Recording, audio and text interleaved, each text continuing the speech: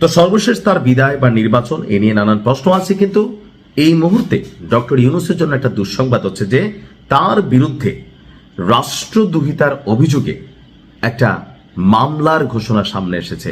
বাংলাদেশের রাজনীতি কখনো শূন্যস্থান পছন্দ করে না। যে ফাঁকা জায়গা থাকে সেখানে খুব দ্রুত কেউ না কেউ জায়গা করে নেয়। দীর্ঘ সময় ধরে বিরোধী দল মানেই ছিল দুটি নাম, বাংলাদেশ জাতীয়তাবাদী দল বিএনপি আর বাংলাদেশ আওয়ামী লীগ। একে অপরের প্রতিপক্ষ, একে অপরের বিকল্প।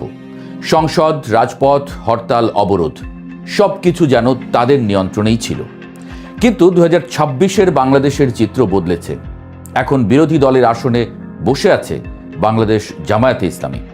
এটি কেবল একটি দলবদলের ঘটনা নয়, কিন্তু এটি রাজনৈতিক সংস্কৃতির এক ঐতিহাসিক পরিবর্তন। প্রশ্ন হচ্ছে, জামায়াত কি সত্যিই বিরোধী দলের ভূমিকা নিতে প্রস্তুত? আর আরও বড় প্রশ্ন হলো, ক্ষমতায় না গিয়েও তারা কি মানুষের জন্য কাজ করতে পারবে? শিক্ষা দিয়ে শুরু করি। জামায়াত পেয়েছে 68টি আসন, সহযোগী দলগুলো মিলিয়ে আরও 11টি। মোট মিলিয়ে তারা সংসদে একটি দৃশ্যমান শক্তি। কিন্তু সরকার পতনের মতো সংখ্যা এটি নয়। অর্থাৎ তারা চাপ সৃষ্টি করতে পারে, কিন্তু ক্ষমতা উল্টে দিতে পারবে না। এই সীমাবদ্ধতাই তাদের কৌশলের ভিত্তি। আগে বিরোধী দলগুলোর প্রধান কৌশল ছিল সংসদ বর্জন, রাজপথ উত্তপ্ত করা, আন্দোলনের মাধ্যমে সরকারকে কোণঠাসা করা। কিন্তু জামায়াত সেই পথে হাঁটছে না। তারা হরতালের বদলে প্রস্তাব আনছে, অবরোধের বদলে শ্যাডো ক্যাবিনেট গঠন করছে, স্লোগানের বদলে নীতিগত সমালোচনা করছে। এটা কি আদর্শের পরিবর্তন? উত্তর হলো না, এটি কৌশলের পরিবর্তন।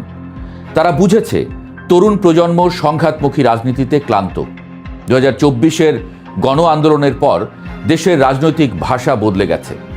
মানুষ চায় কর্মসংস্থান, শিক্ষা, সংস্কার, বিচার বিভাগের স্বাধীনতা, নির্বাচন কমিশনের শক্তিশালীকরণ।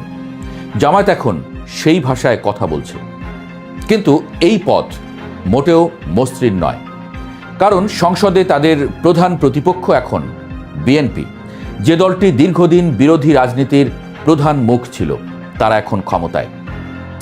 আর ক্ষমতায় গেলে রাজনীতি বদলে যায়। ক্ষমতা নিজের যুক্তি তৈরি করে, নিজের কৌশল তৈরি করে। বিএনপির বিরুদ্ধে অভিযোগ আছে তারা কঠিন, কখনো কখনো রাজনৈতিক কুটিল খেলা খেলতে পারে। প্রভাব, সংগঠন, প্রশাসনিক নিয়ন্ত্রণ এসব তাদের হাতে। এমন পরিস্থিতিতে জামায়াতের জন্য টিকে থাকা সহজ নয়। কিন্তু এখানেই উত্তেজনা। জামায়াত সরাসরি সংঘাতে যাচ্ছে না, তারা ধৈর্যের রাজনীতি করছে। সংসদে প্রশ্ন তুলবে, বাজেট বিশ্লেষণ করবে, আইনের খুঁটিনাটি ধরবে। সংস্কারের গতি ধীর, এই অভিযোগ তুলে তারা নৈতিক উচ্চভূমি দখল করতে চাইবে। এটি এক ধরনের রোল প্লে, কিন্তু সেটি হিসাবি। তারা জানে সরাসরি সংঘাত মানে আবার পুরনো ইমেজে ফিরে যাওয়া। তাই তারা নিজেদের নতুনভাবে নির্মাণ করছে। শহীদ মিনারে ফুল দেওয়া, সামাজিক কর্মসূচি, পরিচ্ছন্নতা অভিযান, এসব প্রতীকী কর্মসূচি দিয়ে তারা বার্তা দিচ্ছে, আমরা বদলেছি। কিন্তু বদলানো আর বিশ্বাস অর্জন করা এক জিনিস নয়। মুক্তিযুদ্ধ বিতর্ক, অতীতের সহিংসতা, রাজনৈতিক স্মৃতি সব এখনো জনমানসে আছে। সেই ইতিহাস মুছে ফেলা যায় না, তাকে অতিক্রম করতে হয়। আর সেটি তাদের সবচেয়ে বড় চ্যালেঞ্জ। আরেকটি মাত্রা আছে, তা হলো আন্তর্জাতিক গ্রহণযোগ্যতা। পশ্চিমা বিশ্ব এবং আঞ্চলিক শক্তিগুলোর কাছে জামায়াতের ভাবমূর্তি জটিল।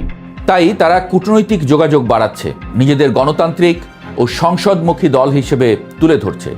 তারা বুঝেছে আন্তর্জাতিক স্বীকৃতি ছাড়া দীর্ঘমেয়াদী রাজনৈতিক স্থিতি পাওয়া কঠিন। কিন্তু সব কিছুর কেন্দ্রে রয়েছে একটি প্রশ্ন, বিএনপি কি তাদের সহ্য করবে? ক্ষমতার রাজনীতি উদার হয় না। ক্ষমতায় থাকা দল কখনো সহজে বিকল্প শক্তিকে বড় হতে দেয় না।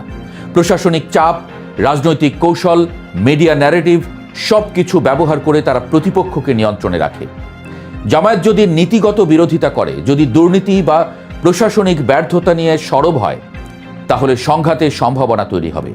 আর সেই সংঘাতে তাদের টিকে থাকা নির্ভর করবে সংগঠনের শৃঙ্খলা এবং কৌশলগত স্থিরতার উপর। তারা কি পারবে? সম্ভব, যদি তারা ধারাবাহিক থাকে, যদি তারা উত্তেজনায় পা না দেয়, যদি তারা যুক্তির রাজনীতি ধরে রাখতে পারে। কারণ ইতিহাস বলছে বাংলাদেশে কার্যকর বিরোধী দল ছাড়া গণতন্ত্র স্থিতিশীল হয় না।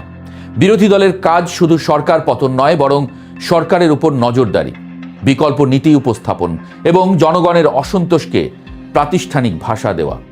এই মুহূর্তে জামায়াত সেই ভূমিকায়, ক্ষমতায় নয় তবু কেন্দ্রবিন্দুতে। বড় কোনো জাতীয় সংকট, বাজেট বিতর্ক, নির্বাচন কমিশন নিয়ে দ্বন্দ্ব, এসব মুহূর্তেই বোঝা যাবে তাদের কৌশল কতটা কার্যকর। যদি তারা ধারাবাহিকভাবে নীতিগত অবস্থান ধরে রাখতে পারে, তাহলে তারা দীর্ঘমেয়াদে একটি গ্রহণযোগ্য বিরোধী শক্তিতে পরিণত হতে পারবে। কিন্তু যদি তারা পুরনো ছকে ফিরে যায়, তাহলে এই সুযোগ হাতছাড়া হবে নিশ্চিত। বাংলাদেশের রাজনীতি এখন এক সন্ধিক্ষণে। বিরোধী আসনে জামায়াতের উপস্থিতি কেবল একটি দলগত সাফল্য নয়, এটি একটি পরীক্ষামূলক অধ্যায়। তারা কি সত্যি স্মার্ট পলিটিক্স দিয়ে রাজনীতির নতুন মানদণ্ড স্থাপন করবে, নাকি ক্ষমতার কঠিন খেলায় আটকে যাবে? উত্তর এখনো অনিশ্চিত।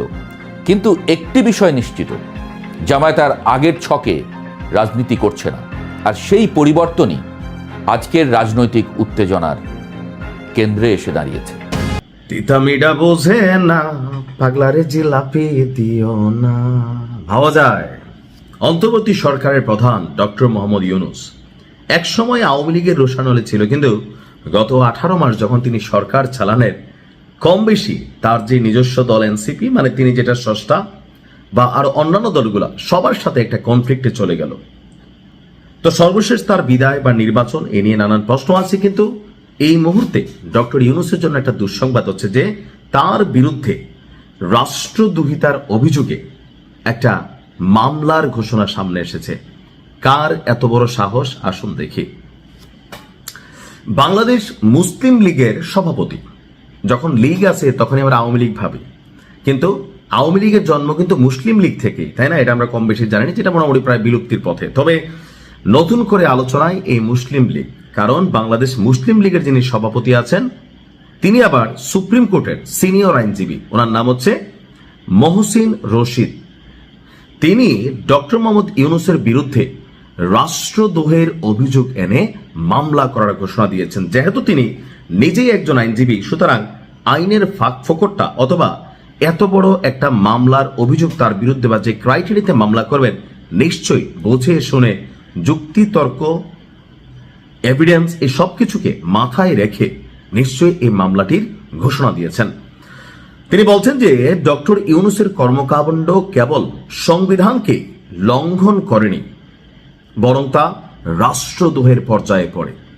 বর্তমান সরকার অর্থাৎ বিএনপির এই সরকার যদি এই বিষয়ে পদক্ষেপ না নেয়, তিনি নিজেই আইনগত ব্যবস্থা নেবেন। তবে আমার মনে হয় না যে বিএনপি সরকার এই ধরনের কোনো বোকামি করবে যে ডক্টর মোহাম্মদ ইউনূসের বিরুদ্ধে রাষ্ট্রদ্রোহিতার অভিযোগ করবে। কারণ এখানে জুলাই যুদ্ধা, জুলাই অভ্যুত্থান, 21, 24, তারপর হচ্ছে জুলাই আগস্ট, বিভিন্ন ক্রাইটেরিয়া সেক্টরগুলো এখানে কানেক্টেড আছে। So it's very difficult to take a decision, এরকম টাইপের। গতকালকে সিনিয়র সাংবাদিক মঞ্জুরুল আলম পান্নার ইউটিউব চ্যানেল মানচিত্রে অংশ নিয়ে তিনি এই ঘোষণা দিয়েছেন। অর্থাৎ মঞ্জুরুল আলম পান্না, যিনি ডক্টর ইউনূস সরকারের আমলে দীর্ঘদিন কারাবন্দী ছিলেন, তো তিনি বের হয়ে এই সরকারের বা কারাগারের অভ্যন্তরে বা তার উপর যে ঘটনাগুলো ঘটেছে একে একে কথা বলছেন। এর মাঝখানে ওইখানে তিনি একটা প্রোগ্রাম চালান। সেই প্রোগ্রামে এসে আপনার এই মোহাম্মদ মহসিন যিনি আছেন, মহসিন রশিদ, তিনি এই ঘোষণা দিয়েছেন। তিনি বলেন, প্রধানমন্ত্রী পদ শূন্য হওয়ার পরপরই রাষ্ট্রপতি একমাত্র সাংবিধানিক পদ যেখানে অধিষ্ঠিত ব্যক্তি ছিলেন, সেই রাষ্ট্রপতির সাথে যথাযথ যোগাযোগ না রাখা, নীতিগত সিদ্ধান্ত নেওয়ার আগে তাকে অবহিত না করা এবং সাংবিধানিক শিষ্টাচার উপেক্ষা করা, এটা গুরুতর লঙ্ঘন। তার ভাষায় এটি শুধু সংবিধান লঙ্ঘন নয়, ইটস ট্রিজন। তার অভিযোগ, রাষ্ট্রপতিকে তার সাংবিধানিক দায়িত্ব যথাযথভাবে পালন করতে দেওয়া হয়নি, তাকে ভয়ভীতি দেখিয়ে মানসিকভাবে চাপে রাখা হয়েছে। রাষ্ট্রপতি সহযোগিতা না করলে রাষ্ট্রে অচলাবস্থা সৃষ্টি হতে পারত। রাষ্ট্রপতি রাষ্ট্রের প্রতীক, তাকে যথাযথ সম্মান না দেখানো রাষ্ট্রের মর্যাদা ক্ষুণ্ণ করার শামিল। অর্থাৎ সাম্প্রতিক সময়ে তিনি আপনার রাষ্ট্রপতির যে বক্তব্যগুলো গণমাধ্যমে আসতেছে সেখান থেকেও কিছুটা বক্তব্য কোট করেছেন। তার দাবি, একজন সাবেক উপদেষ্টা রাষ্ট্রপতিকে চোর আখ্যা দিয়েছিলেন, যার হাতে শপথ নেওয়া হয়েছে তাকেই চোর বলা হয়েছে। প্রেস উইং অপসারণ, অর্থাৎ রাষ্ট্রপতির প্রেস উইং ছিল না, বঙ্গভবন ঘেরাও এবং রাষ্ট্রপতিকে অপসারণের চেষ্টাকে তিনি রাষ্ট্রীয় শিষ্টাচার বিরোধী কর্মকাণ্ড হিসাবে উল্লেখ করেন। আর এইসব ঘটনায় ডক্টর মোহাম্মদ ইউনূসের সম্পৃক্ততা বা নীরব সমর্থন ছিল কিনা তা খতিয়ে দেখতে তদন্ত কমিটি বা কমিশন গঠনের দাবিও তিনি জানিয়েছেন। এমনকি ইউনূসের নেতৃত্বাধীন উপদেষ্টা পরিষদের কয়েকজন সদস্যের বিরুদ্ধেও তদন্তের আহ্বান জানিয়েছেন এই মুসলিম লীগের সভাপতি। তিনি বলেন, রাষ্ট্র কোনো খেলার বিষয় নয়, রাষ্ট্রের ক্ষতি হয়েছে কিনা তা নিরপেক্ষভাবে অনুসন্ধান করা প্রয়োজন। অর্থাৎ বিএনপি যদি কোনো ব্যবস্থা না নেয় ডক্টর ইউনূসের বিরুদ্ধে, তাহলে তিনি নিজেই তার বিরুদ্ধে রাষ্ট্রদ্রোহিতার মামলা করবেন। সামনে হয়তো আরো অনেক খেলা হবে, সেটা দেখার অপেক্ষায়। ভালো থাকুন।